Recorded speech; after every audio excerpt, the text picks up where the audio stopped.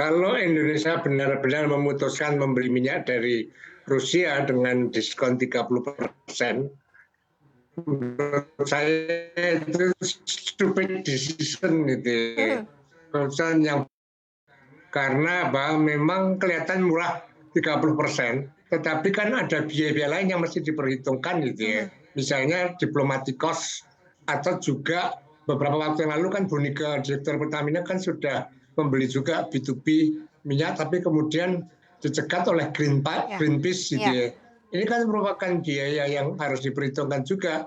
Nah, belum nanti kemudian um, Amerika dan juga Eropa Barat misalnya membench ekspor kita ke Amerika dan Eropa ini kan besar sekali biayanya, Mhm. akhirnya justru jadi lebih mahal gitu ya. Karena biaya Itu yang saya pengangkutannya akan maksud stupid jauh decision lebih tadi. tinggi begitu ya?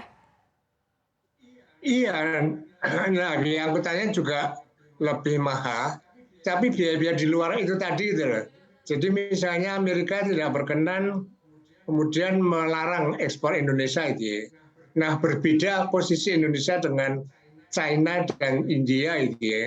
China memang dia bergening posisinya itu siap berhadapan-hadapan dengan Amerika dan Eropa Barat gitu ya, termasuk India juga. Tapi Indonesia dan negara lain saya kira bergening posisinya itu tidak pada posisi berhadapan-hadapan tadi. Mhm, mhm. Sehingga kalau kemudian membeli minyak dari Rusia, ini akan disalahkan gitu ya oleh Amerika tadi, dan Amerika bisa juga melarang ekspor Indonesia.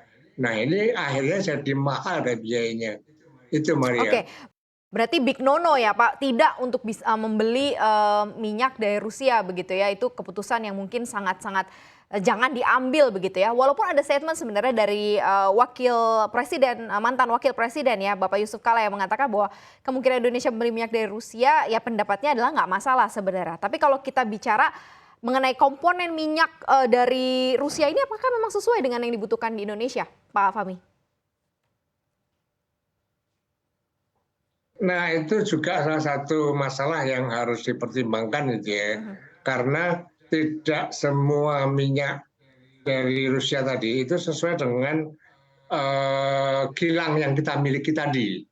Nah, kalau kemudian ternyata tidak sesuai, maka kemudian perlu ada adjustment gitu ya, ada perubahan-perubahan yang harus dilakukan agar sesuai dengan kualifikasi kilang tadi. mhm. Itu pernah terjadi pada saat Indonesia beli minyak dari lupa saya Angola atau mana Oke, gitu ya, itu oke. dengan harga yang murah, tetapi tidak sesuai, dan ini perlu penyesuaian kilang tadi dan itu butuh biaya. Mhm, Akhirnya jatuhnya lebih mahal lagi, Maria. mhm.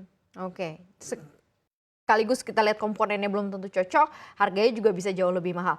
Kalau misalnya kita, bisa mencari begitu ya opportunity, Indonesia bisa beli kebutuhan BBM, untuk dalam negeri ini dari mana saja begitu ya mungkin bisa dinotis, selain dari Rusia? Karena kalau dari Rusia ada katakan tadi selain mahal, mungkin harga lebih murah tetapi biaya pengangkutannya juga mahal, belum tentu komponennya cocok. Mana lagi sebenarnya tempat yang bisa dijadikan, tempat untuk membeli, minyak untuk Indonesia sendiri Pak Fahmi? Ya, selama ini kan Indonesia beli minyak dari Timur Tengah gitu ya, khususnya dari Aramco gitu ya. Ya sudah beli itu saja di situ. Kalau kemudian beli dari Rusia dalam kondisi sedang perang juga, bisa juga nanti Amerika itu menuduh gitu ya Indonesia membeli minyak artinya kan membiayai perang Oke.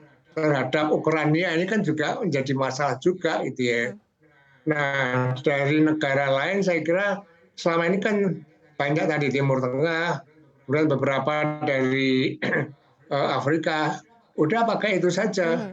dengan harga harga internasional tadi gitu ya. Jangan kemudian maksudnya mau cari murah, tapi jatuhnya akhirnya kemahalan Iya. tadi. Itu yang saya kira keputusan yang tidak tepat gitu ya.